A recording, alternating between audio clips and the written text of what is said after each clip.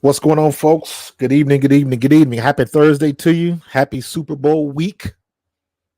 We are on pre-Friday Eve. So we are getting it in. The NFL is the gift that keeps on giving. And right now we got the Super Bowl. We got the granddaddy of them all coming this weekend. And at the end of the day, who you got? Ewing 609, first out the limo. Hey, hey, hey. I feel you, brother. What's going on? I appreciate you joining me. We are here, man. Been a long week, long season rather. Busy news cycle this week. You know, Eagles hiring coaches. Brian Johnson stays in the NFC East. We going to Brazil. I don't know how many memes I saw from Fast and the Furious, where Vin Diesel had his arms spread like, "Hey, this is Brazil." So I thought that would be funny to get that clip, but I don't want to get the show copyrighted, so we'll keep it moving. But we got a lot of things going on, man. Big game is this week. I haven't really made any official picks, but I was talking about it the other day. And basically, on paper, it looks as if the 49ers are the better team. However, I cannot bet against Patrick Mahomes. I will not do that. I've been doing that for I don't know how long, or you think somebody's got him. And that dude just finds a way to win. What's up, Vince? That dude just finds a way to win, man. Big games in big moments. Him and Kelsey get together. He'll scramble. They'll pull some backyard stuff that they made up at the drop of a hat, and they find a way to get it done all the time. Now, I was thinking that if the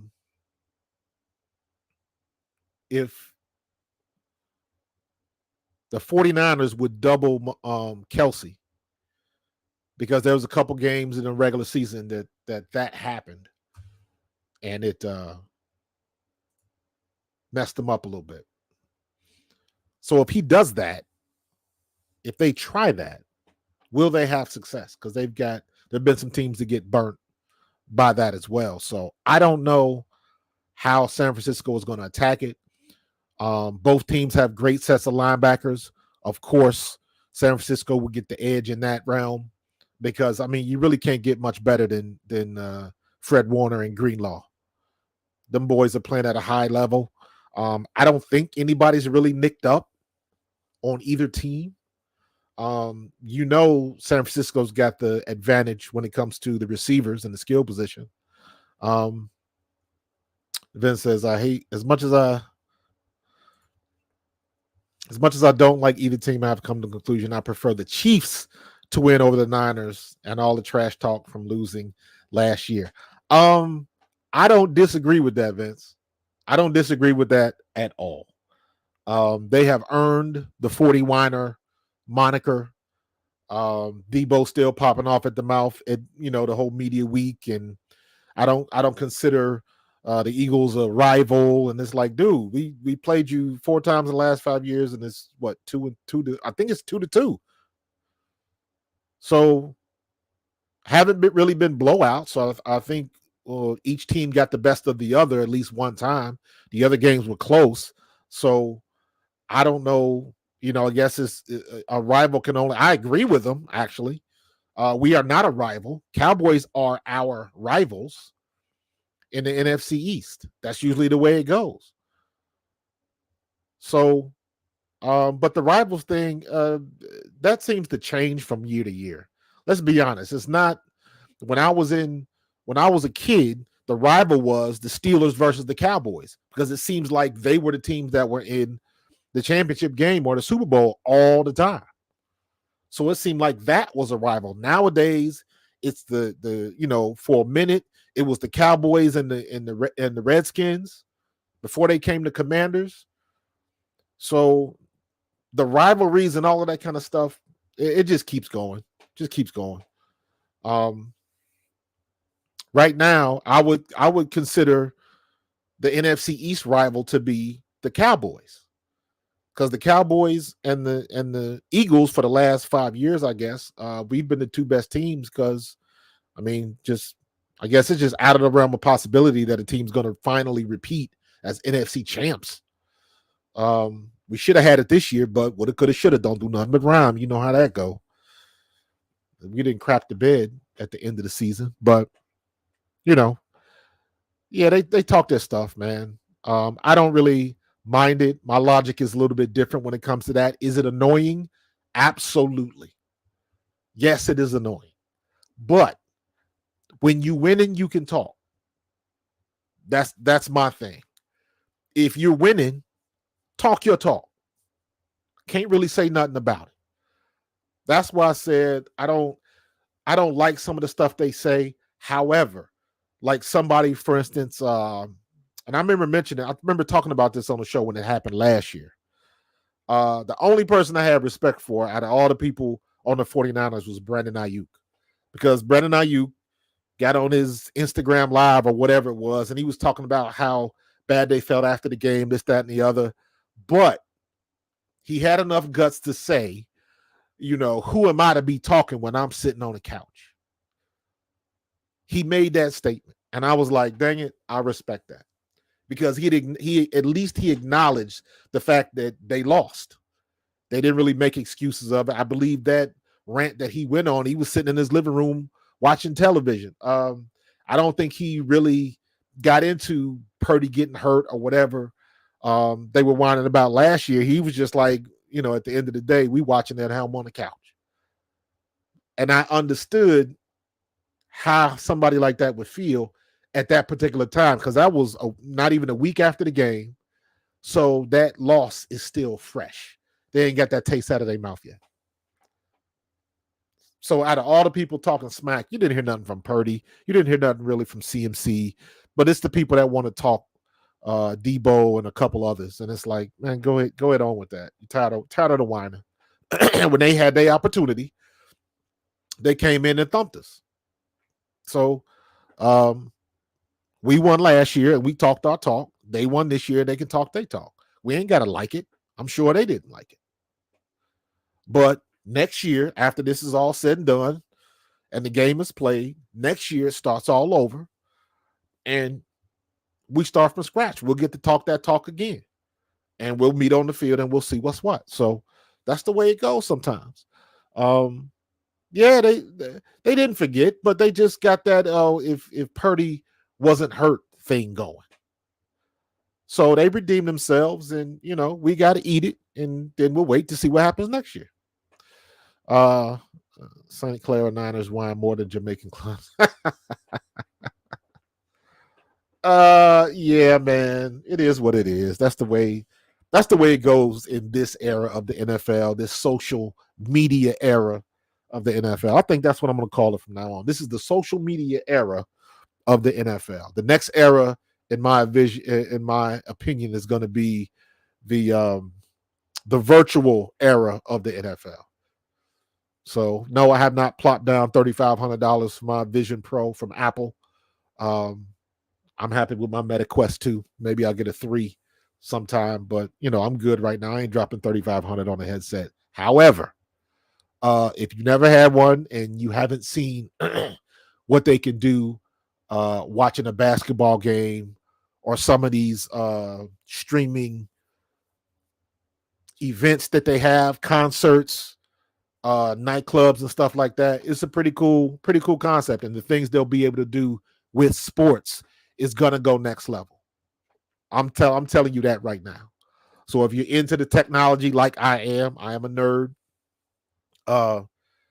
That technology is gonna get better.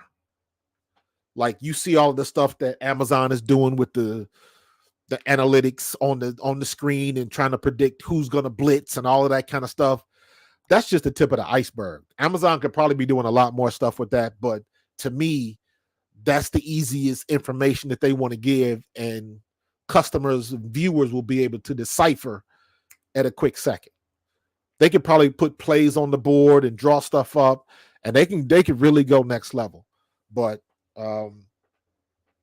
I think there's going to be some really cool stuff that you'll be able to do with all of this technology. But we'll cross that bridge when we get to it. Don't have your backup tight end block Hassan Reddick. Amen to that.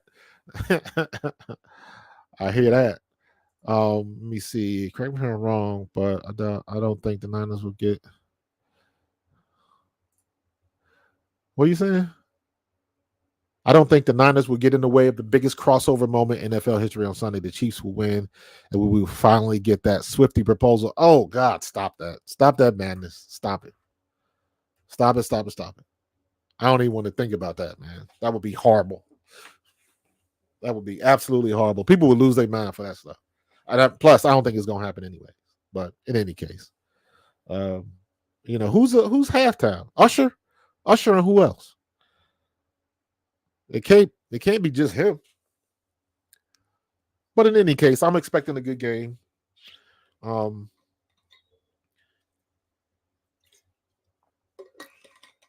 John Carter, are you the one? Are you the John Carter from Mars? Not that you never heard that joke before. I appreciate your appreciation, John Carter.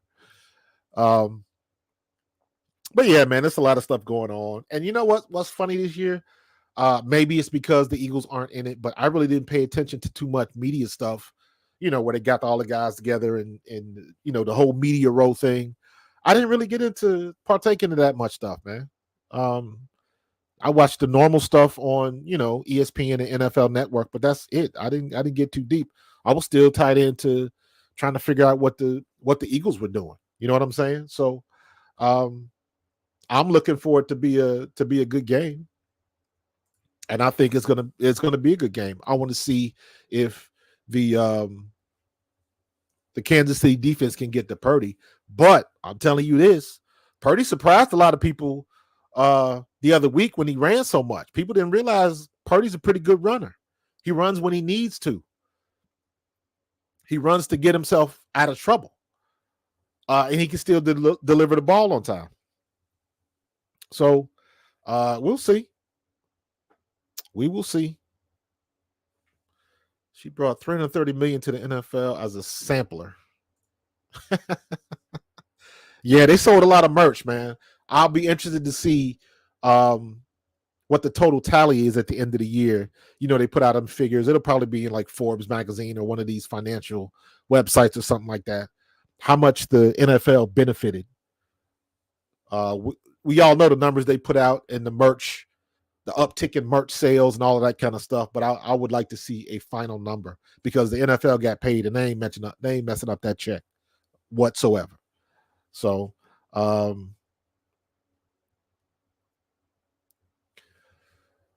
Asante, listen, I watched Asante Samuel's episode of his podcast. I thought it was very, very good content. You could tell he wasn't making it up. He was quite clear several times to make sure he told y'all that this was based on his experience. He wasn't trying to put anybody down or anything like that. But I thought it was very, very interesting. Me and Barrett Brooks talked about this the other day. But ultimately, and we had this conversation when we were talking about back when the season was still going on, how bad the Eagles were at tackling. We had this same conversation where we were saying it's how you practice. You play how you practice. If you don't practice getting people on the ground, you are not going to do it in the game. Period. Your body doesn't get calloused. You're not in the right mindset. None of that. You think you'll go out there and put a lick on somebody, but usually if you haven't been physical in camp, somebody usually puts a lick on you first. That's usually what happens. Because you got to get calloused to that. And you got to get used to that. You look at some of these people, you go down south, you go down to like Florida, Atlanta, Florida, those states down south, and you look at how many people down there go barefoot because their feet are used to it, stepping on the pebbles and rocks and all of that kind of stuff. If you're from up here and you're not used to going barefoot, you wouldn't walk 10 feet. because it would hurt your feet. You haven't got calloused yet. You're not used to it. And that's what it was. We not getting people on the ground. We going up. We hitting people up high in the shoulder pads. And like, you can't do that, man. You just can't do it. David Roscoe, what's up? What's up, Doc? Can we rock? Listen, that's a good point. Spags is definitely going to have a game plan. And I got to give Spags some credit because he put it on Baltimore. He had a game plan for Lamar Jackson. And if he can bottle up Lamar Jackson, he should dang sure be better able to bottle up Brock Purdy. I mean, you bottled up the most dynamic quarterback in the league, bar none. Probably going to be an MVP. You bottled him up. I still think it should probably go to CMC, but okay. But Spags bottled him up. So I don't know. I'm expecting him to have a game plan for that. He will. So we'll see what's going to happen. What's up, Brian Daly? I appreciate you, brother.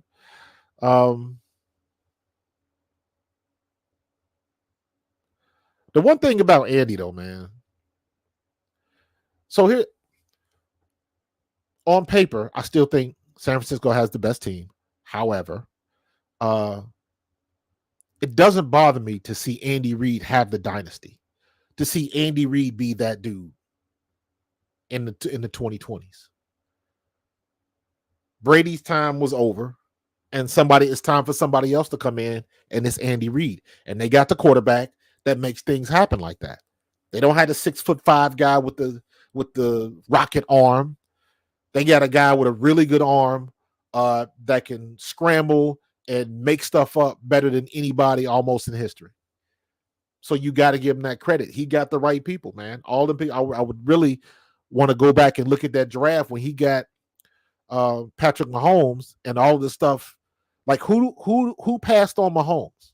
I know they moved up to get him, but I guess the bigger question would be, what did Andy Reid see that nobody else saw at that particular time? What did he see? Was it because he went to Texas Tech? Like what did Reid see? What popped it for him? What made that light bulb go off? It's the same thing we got going on now after last year with Brock Purdy. It's the same thing. Brock Purdy's in the Super Bowl. Brock Purdy has brought the San Francisco 49ers to the Super Bowl. And I remember after last year, after we beat them in the offseason, the big question was, who's going to be the starter for the San Francisco 49ers? Because it's not going to be Brock Purdy.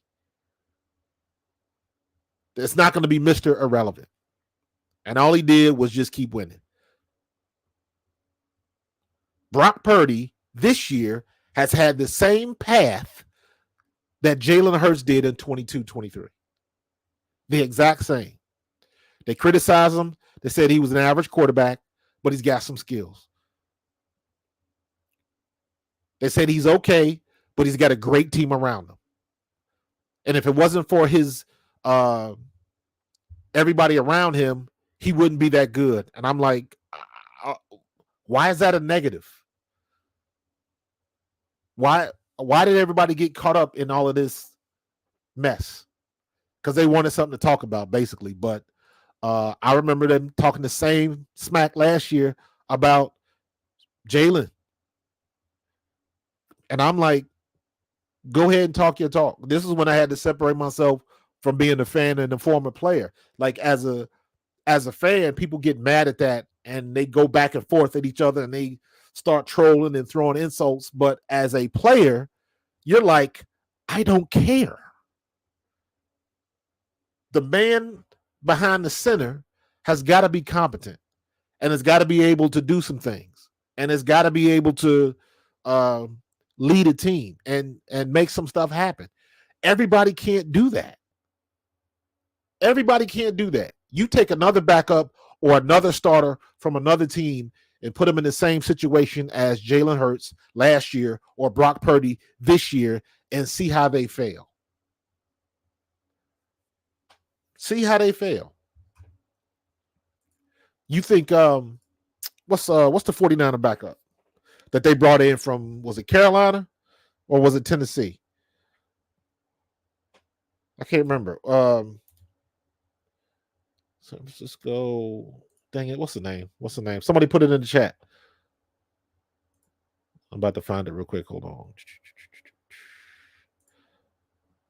What? Why am I blanking on his name? Depth chart. There we go. Sam Darnold. Thank you. Sam Darnold. If Sam Darnold would have started the whole year for the San Francisco 49ers, I would argue they would not be in this position. They would not. I just don't believe they would. I don't think Sam Darnold is that good of a quarterback. But Brock Purdy is. So thank you, Vince. So I don't, and I'm saying all that to say, when we beat them last year, a lot of people discounted the 49ers for this year because they didn't know what they were going to do at quarterback. And nobody, after seeing what they saw last year, nobody believed in Brock Purdy because he went to Iowa State. He was Mr. Irrelevant. He's not 6'5". He doesn't have a great arm. All of that kind of stuff that they talked about. It's like, hey, just let the kid keep playing. So, it is what it is. So it'll be a good game. So I'm looking forward to it. But let me see. So right now it looks as if we have Kellen Moore, Vic Fangio, Clint Hurt, and what's the quarterback coach we just hired that worked with Kellen Moore before? Hat John. Oh, is it Hat John time? All right. It is. Yeah. Wow. Man, time been flying.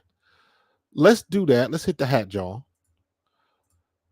You know what? Normally I wouldn't do that first, but because you love it so much, we are bringing it back, and we will start out with the Hat John.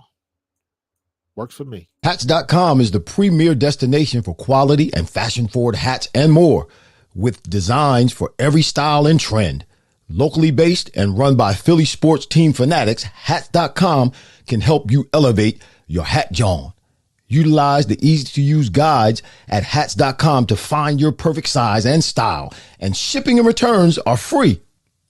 Hats.com. Find yourself in a hat. Use code Philly for 15% off your order. Hats.com. Hats.com. It makes me laugh every time. All right, hold on. Every time I play that thing, I always get the wrong logo. There's one. How do I take? I don't know. I don't know what's up with this thing, but yeah, give me my stuff. But anyways, so yeah, Kellen Moore, Vic Fangio, Clint Hurt, and what's the guy we just hired today? Or not today, but the other day. He was the quarterback coach. He worked with Kellen Moore before. And I said that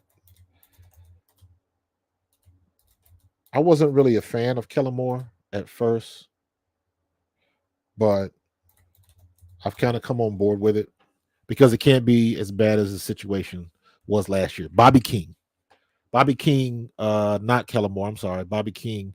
That was Nussmeier. Nussmeier is the quarterback's coach. Bobby King is the linebackers coach. So that should be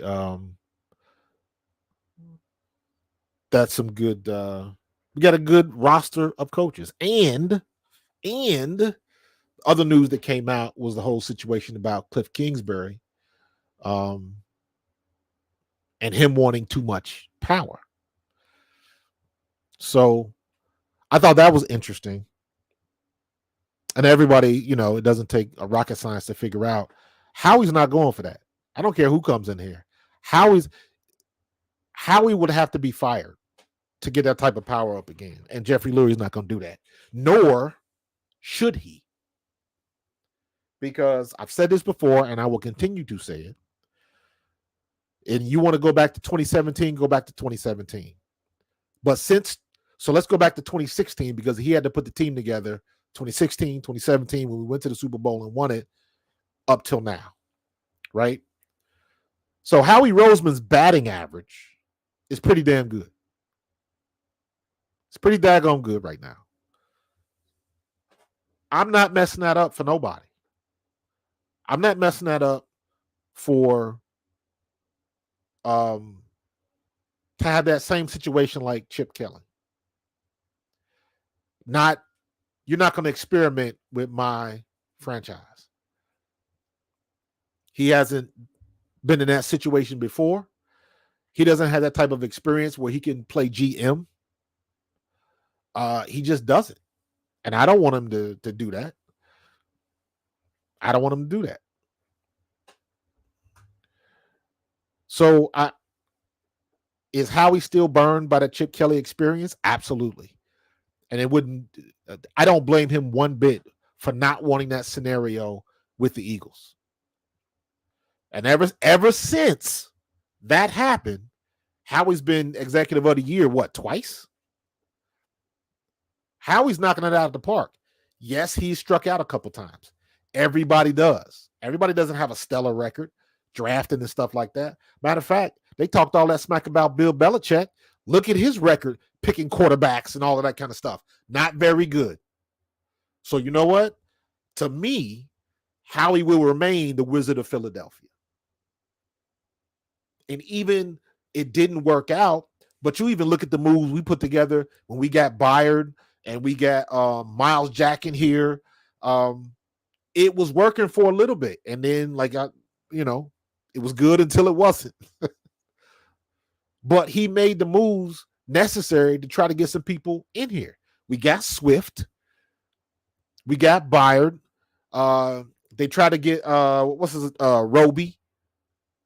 And we got some people in here to fill the gaps. It just didn't work out. And the injuries kept happening. So we took the L on that one. We took the L on that one. Greg, man, if y'all didn't check it out, the poll question is, do you agree or disagree that the Eagles will take a linebacker with their third pick? The third pick is in the second round, I believe. So I'm hoping they will. I think they're going to draft the offensive tackle first. And then the second pick, it's one pick in the first round. And then the next two picks are 2 second-round picks. I'm not sure where, but I believe they're second-round picks. But I think they're going to get an offensive tackle in the first for their first pick. They're probably going to try to get somebody to replace Lane Johnson when he finally takes off. And then I think they will either get another cornerback or a wide receiver, but I don't want a wide receiver at number. I don't want a high draft pick wide receiver because is he just automatically going to be the slot receiver, the number 3? How is that going to work? So I don't know. Edgerrin Cooper. Yeah, I saw. It was funny, man. I marked that down on my notes. And let me switch my screen here. Hold up. Yeah, I marked that down on my notes. And then I went and looked up the mock draft. And this is Bleeding Green. Oh, no. This is SB Nation. I'm sorry. Yeah, Bleeding Green Nation. I'm sorry. I was right. This is Bleeding Green Nation. And they did a mock round, 7-round simulation. And then they got the first pick, Kamari Lassiter, cornerback from Georgia. They're going back to that Georgia well. Second round pick, Xavier Worthy, wide receiver from Texas. I don't think that's going to happen. I don't necessarily agree with that. But their third pick 54, Jeremiah Trotter Jr.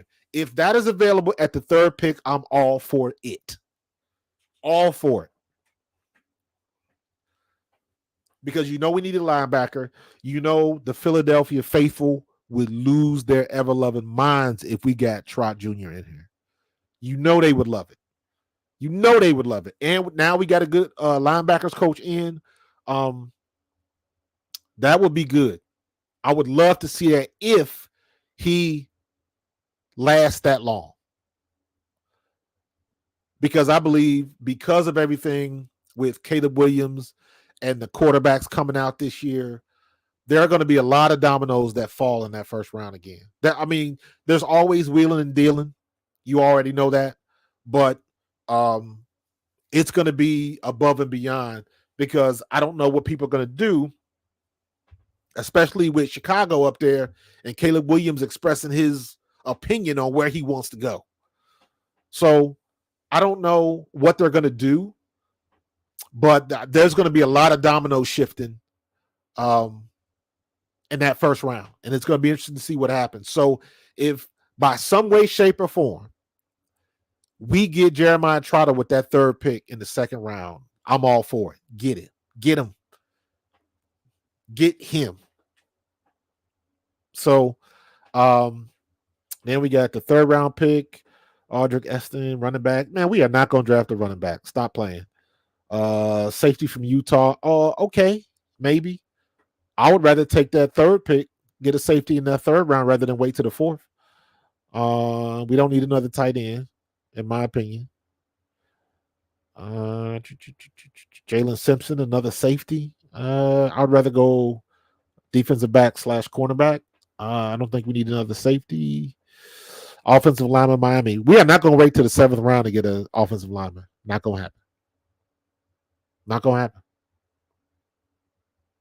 But strangest things have happened. And like I said, when all of these dominoes start falling in that first round and people shifting around and people are going to be trading picks to move up and all of that kind of stuff, it's very possible. So at least we are in the running to be able to get Trotter, to be able to get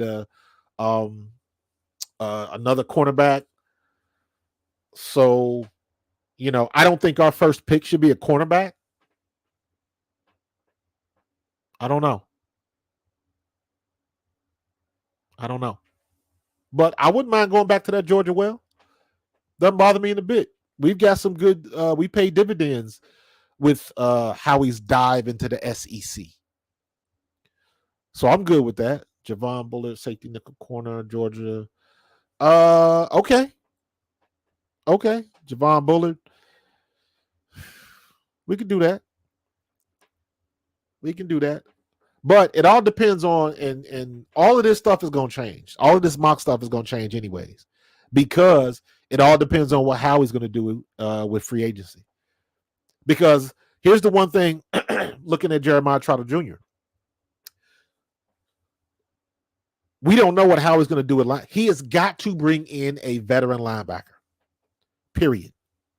He is not going to leave it to Nakobe Dean in the draft pick. Not going to happen. We have got to bring somebody in who will be designated as the green dot guy, who's got to be less than 27 years old, and he's got to be a hard hitter, period. So, who knows what Howie's looking at. If he's available at 50, we hope Howie pulls the trigger on a lot of people. However, I will say this again, Howie's batting average the last couple years with these draft picks is pretty damn good. So I'm going to leave him alone and I'm going to trust him. He has earned that trust with me. It's two people, in my opinion, in the Eagles organization you do not mess with. You don't mess with Howie Roseman and you don't mess with Jeff Stoutland. Both of them dudes are Teflon. Can't touch them. Give them what they want. Jeff Stoutland won a new contract, pay the man. Howie Roseman won a new contract, pay the man. They are getting it done. Everybody else, suspect. So, yep. Right. I'm right with you, Vince. Definitely got a strong linebacker and safety play. A lot of people are down on Blankenship. I'm not. I'll say it again. Blankenship is not running no 4-3, but Blankenship is a smart player. Me and Barrett were talking the other day, and the first name that came up was Michael Zorich. Now he is faster than Michael Zorich because Michael Zorich was slow as molasses, but Michael Zorich was a quarterback back there. Michael Zorich would tell everybody where they needed to be. Blankenship is a heady, cerebral player like that. And he's not the fastest person back there, but he's fast enough to get there and make a tackle. And I like him being physical. The only thing with Blankenship and with Sidney Brown, the one thing both of them dudes have got to figure out, they got to start making tackles with their head up. They got to stop coming in for the big hit and trying to lay somebody out and not wrapping up. That goes back to that whole, non-tackling thing. So, let me see.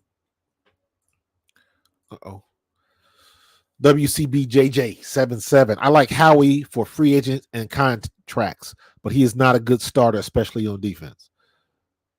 Howie, who's not a good starter? You mixing two things here right now. I'm trying to figure. Obviously, you're talking about Howie for signing free agents and stuff like that, but who are you talking about playing? Make that plain, WC.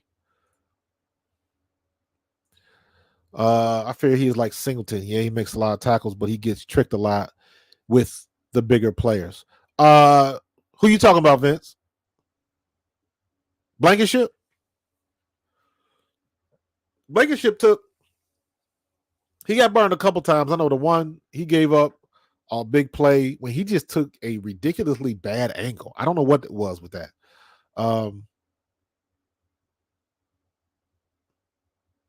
Drafting. Got you. Typo. I got you. He's been pretty good drafting. That's my point. He's been pretty good drafting. Blankenship. Vince Blanket, like, maybe it's just me, man. I like Blankenship. When they inserted him, we didn't miss a beat. We wasn't losing games because we had a rookie back there at safety. So from the time he got in the game, he knew what he was supposed to do. And I can't really express to you how important that is. To know what you're supposed to do. When you're on the field and you know where you're supposed to be, that means you're not thinking. If you have to think when you're on the field, you are already a step behind. So I like Blankenship, and I hope he continues to be our starter. That's just me. All right, let's go. We're gonna knock out these last two ads real quick, and then we're gonna keep rolling for the rest of the night. So hold tight. So we're gonna do Royal Billiards, and then we're gonna do Carlino's. Royal Billiard and Recreation, proudly celebrating 40 years and our new, bigger showroom. Twice the size and twice the fun. More pool tables by Olhausen. More dartboard sets, including custom-reclaimed backboards. More bar and kitchen stools that can change a room. And more bars, including pre-built and custom. Hot tubs, skee ball, shuffleboard, outdoor, and fun. Royal Billiard and Recreation, your ultimate game room store. Now located on Bethlehem Pike in Colmar. In our family, food is our daily bond. My Nonna, affectionately called Mama by many, found solace and joy in the kitchen, sharing her love through delicious creations. She turned her culinary passion into a flourishing business alongside her husband and sons in 1983. Celebrating 40 years is a testament to our exceptional team, friends, family, and beloved customers. With gratitude, we look forward to the future, expanding our brand to share the highest quality Italian food and wine nationwide. Our heartfelt thanks to everyone who has played a part in our story. Grazie mille.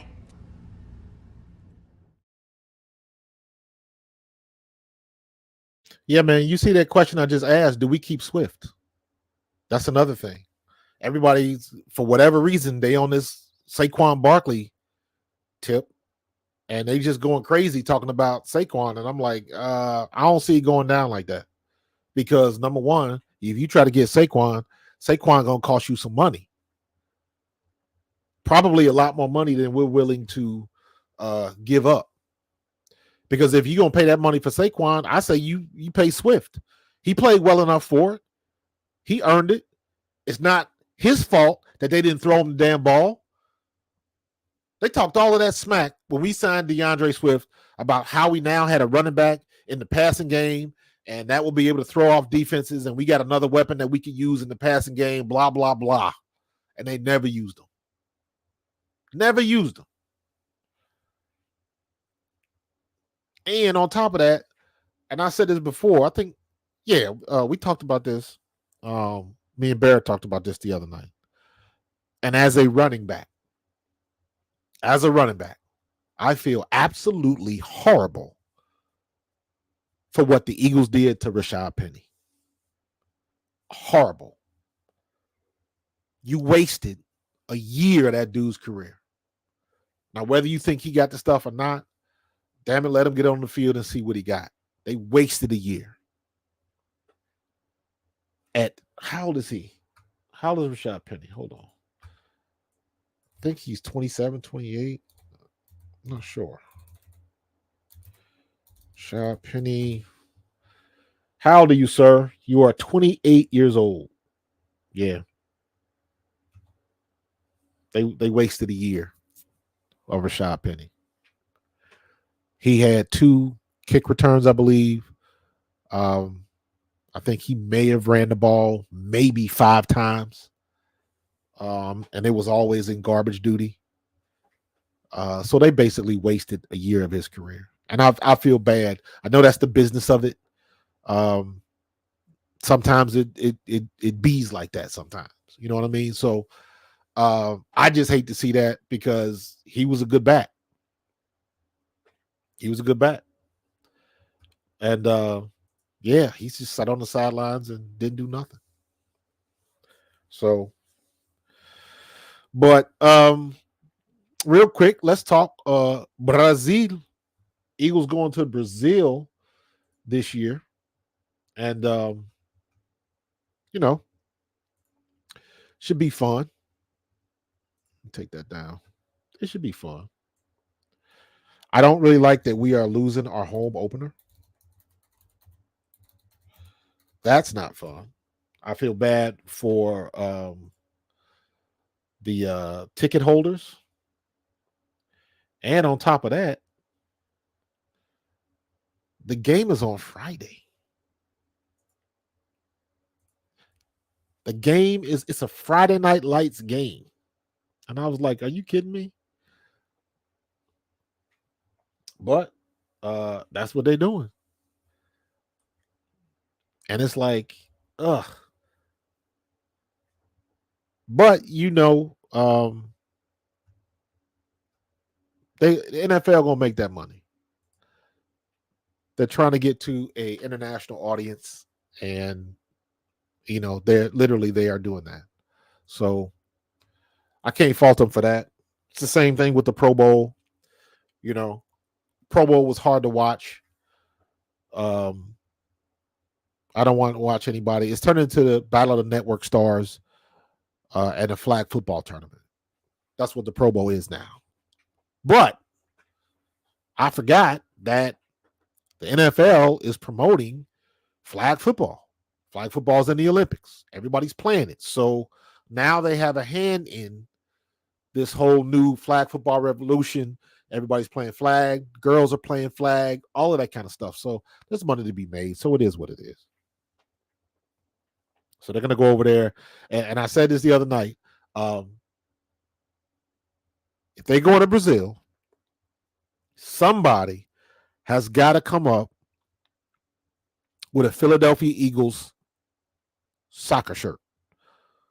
I want a soccer shirt, the short sleeve soccer shirts, like the European football clubs have, or I want a Philadelphia Eagles soccer goalie sweater. The goalie sweaters are usually like the loud, it's got the logo in there, and it's just the crazy colors that really don't match.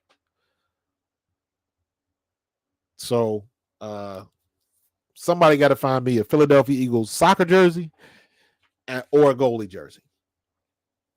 But it's not stupid because, Anthony, and I'm saying this, and I'm somebody with experience because I played in the World League.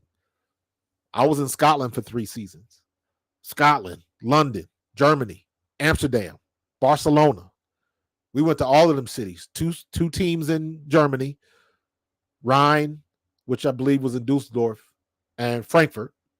We were in Scotland, in Edinburgh, London, the London Monarchs, Scottish Claymores, the Rhine Fire, Frankfurt Galaxy, Amsterdam Admirals, and the Barcelona Dragons. And all of those are either, most of them are soccer, and a couple of them are big in rugby. Matter of fact, Scotland had a very good rugby team. So, but we didn't have the international reach that we have now. We were the precursors to that.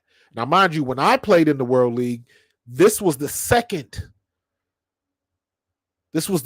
stint of the World League. First one was I want to say the late 80s, right around the USFL thing or at the end of it. Can't remember.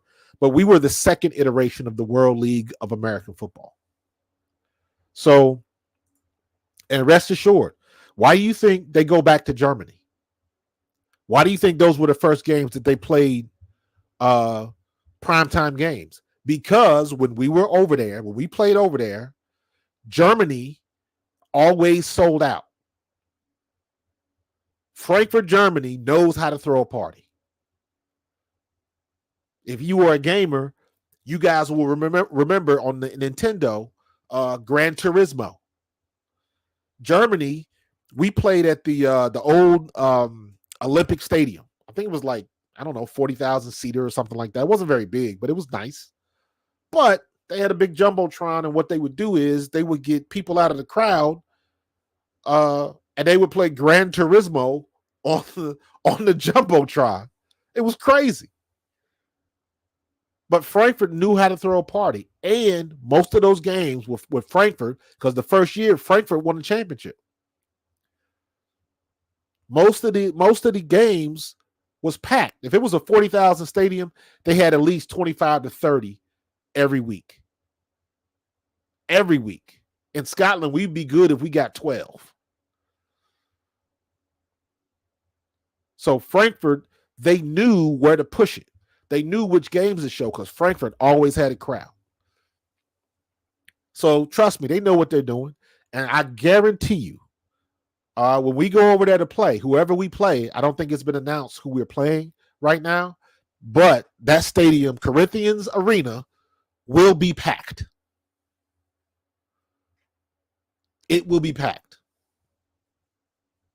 So all of the economy they're going to bring in to Sao Paulo, the international reach that the NFL is going to get. You ever notice when we play overseas, when we play in London, when we play in Germany, if you ever notice when they show the crowd that they always show people and they'll have jerseys on from the teams that aren't even playing? So the fans over there, they're just interested in anything.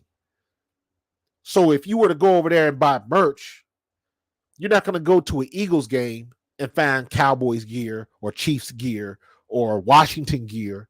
But if you go to a game overseas, what they do is they take the top merchandise from whatever team and they sell it at the game, which is why you'll see a game and the two teams that are playing, you'll see jerseys and merchandise from a whole bunch of other teams in the crowd because the NFL is just selling everything. And they'll buy it over there. They don't have any allegiance yet. They're trying to build that brand, and that's exactly what they're doing. So, Anthony, I don't think it's stupid because they're going to make money over there and they're going to increase their international reach. And they're going to do that off of the sweat and equity that I gave them back in the 90s in the World League. I can say that.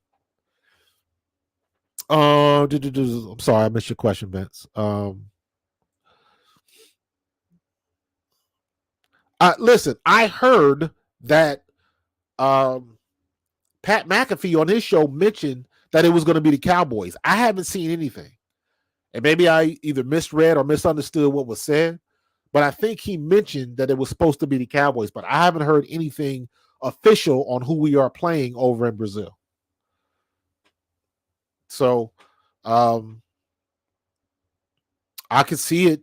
That wouldn't surprise me, but I don't think it's going to be the Cowboys because I'm not sure how long I believe it's a 5-hour flight from us. So I don't know what it'll be for the Cowboys. That's another thing you have to take into consideration, the travel time, which is why the game is on Friday.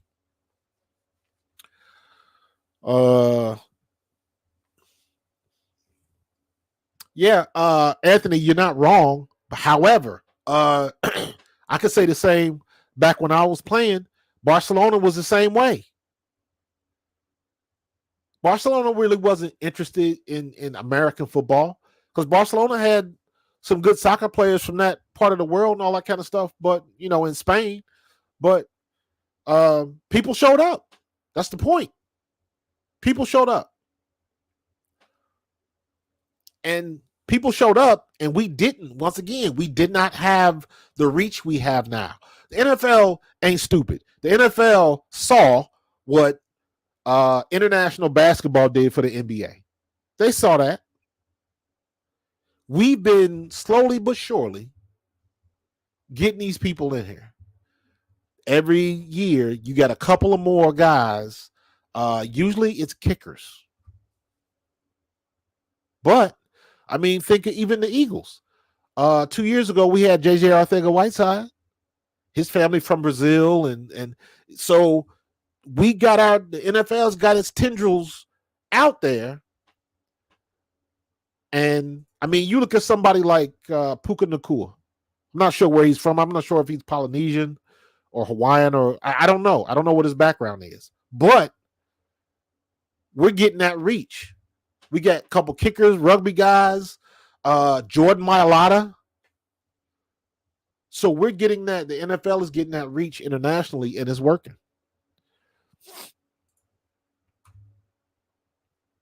Uh-oh. Oh, this is what I wanted to hit this real quick. I thought this was funny. 2 years in a row, having issues with the field. Thought that was funny. Complaining about the turf already. And it's just, it's always something. It's always something.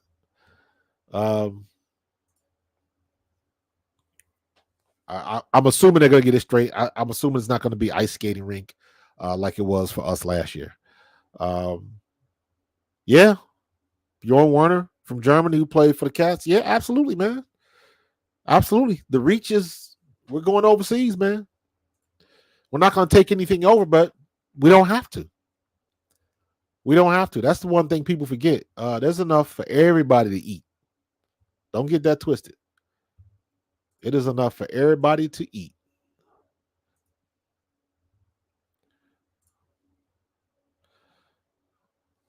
But why did I have this up? What am I gonna say? Yeah. So I wanted to go back and look. That's 2018, 2019. So it's got to be 2019, 2020. I believe that was Kellen Moore's first year with Dallas. And they were number one in the regular season. I know there was 2 years when Kellen Moore was with Dallas where Dak Prescott went off. And the one thing that I've seen from Kellen Moore, because when he had Zeke down there, they were doing some things. I've even talked about that in my disdain for us not running play action passes. But Kellen Moore likes to use the running back. And I'm like, I'm all for it. But please, just don't talk me to death. Just use the damn running back. If you got to get another big back, bring another big back in. Go see if you can sign Trey Sermons. They didn't use him last year either, so the boy got fresh legs. But it seems like that Kellen Moore is one for running true play action. And that is exactly what we need. Now, what I want to see is, are they going to let Jalen Hurts do a lot from under center? That's what I want to find out. That's what I want to find out. Are we going to let Jalen Hurts do a lot of snaps from under center? Because that's what we need. That's exactly what we need. Ha, Sebastian Janikowski. That dude could kick country mile, but you don't make him a top draft pick. That was stupid. But dang, I lost my train of thought. Oh, Kellen Moore. Yeah, I don't know what changes they're gonna do, but I know they're gonna be good changes. And Jalen Hurts is the type of guy who's gonna go to work. Let me say it like that. I can look at, even though Kellen Moore is a young dude, I can look at his track record and see that he knows what he's doing, calling those plays. He's got a logic behind him. He's got a strategy behind him. And I think finally we will be in a situation again where we can outcoach some other people. We didn't have that last year whatsoever. Nothing. And you look at the games that we lost, even the 49ers game that turned out so bad. You got to remember, the beginning of that game wasn't so bad. We got down to the red zone on our first 2 drives, and we came up with field goals. And then after that, it just, that game was still a game at the beginning of the second half. And then we just crapped out. So, in spite of all of the criticism and all of the vitriol that our offense got, and Brian Johnson and Nick Sirianni, despite everything that they took last year, and most of it was valid, most of the criticisms were valid, we still had 2,000-yard receivers. We still had a 1,000-yard rusher. And again, we had a 1,000-yard rusher, and we didn't even use him correctly. So we still have playmakers on our offense. Our problem was our defense. Defense couldn't stop a cold. And it cost us big time. Now the logic comes into play because I'm going to trust the fact that Kellen Moore can put together an offensive package that includes blitz pickup. That is the one answer that I'm looking for as to what happened with Brian Johnson and Sirianni last year with this offense. Why did we not have blitz pickup? Was it something that Jalen was doing? Was he not doing sight adjustments? I just need an answer, because it is unacceptable for an NFL offense to not have sight adjustments and blitz pickup. Unacceptable. The money they're getting paid, that's day one football. They teach you that in high school. So I don't understand what happened. I would love to know. If you want to say Jalen Hurts was being reckless and freelancing, I'll buy that. But I want to see it. I need somebody to point it out for me. Because Jalen Hurts ain't calling all them damn bubble screens. Jalen Hurts isn't trying to drop back in a 7-step drop and sit back there with the ball for 6 and 7 seconds and then have to scramble out to the right because nobody's open. Is he calling all of those plays? Is he dropping back on a 5-step drop and the blitz comes, but 10 yards down the field, nobody's looking back? Is he calling those plays? I need to know those answers. I need to know that stuff. Just for my curiosity. Just for my curiosity. I gotta figure that out. But that's a little personal thing, because I just want to see it. And it will be very interesting. Vince, I believe you brought this up earlier. Brian Johnson is staying in the NFC East. He'll be with Washington. And it will be very apparent very quickly whose fault it was that our offense was garbage. Is it Brian Johnson? Is it going to be a situation where we're watching Washington put together a good offense and we're going to be like, well, why the hell couldn't he do that last year? Now the focus switches to Sirianni. Because then it'll be like, well, if he's doing that over there, what were we doing over here? When clearly we've got better weapons. So what was going on? Just some answers to the questions. Just some, you want to see some things that happen. You want to get some clarity, some closure on some things from this past season, because it ended god awfully. We fell on our face.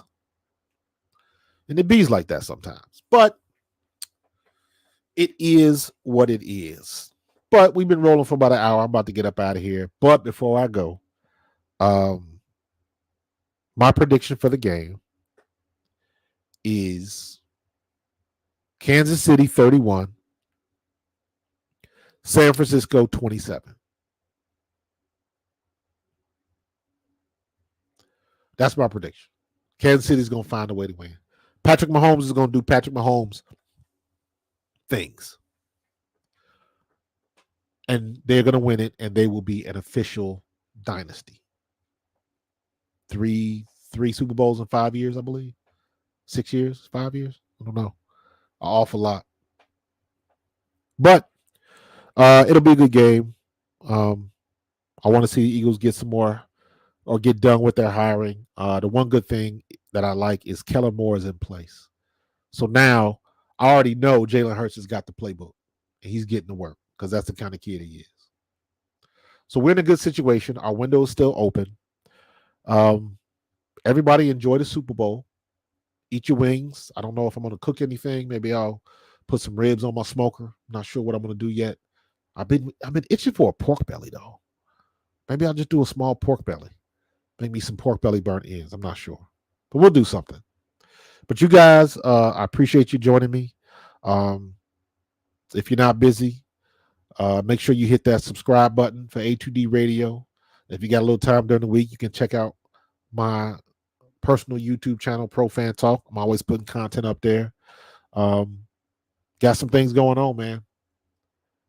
The news cycle is going to keep on giving, so it'll probably be some more news tomorrow. But enjoy the Super Bowl. I will check you guys later. Be safe this weekend, and I will holler at you. Go Birds.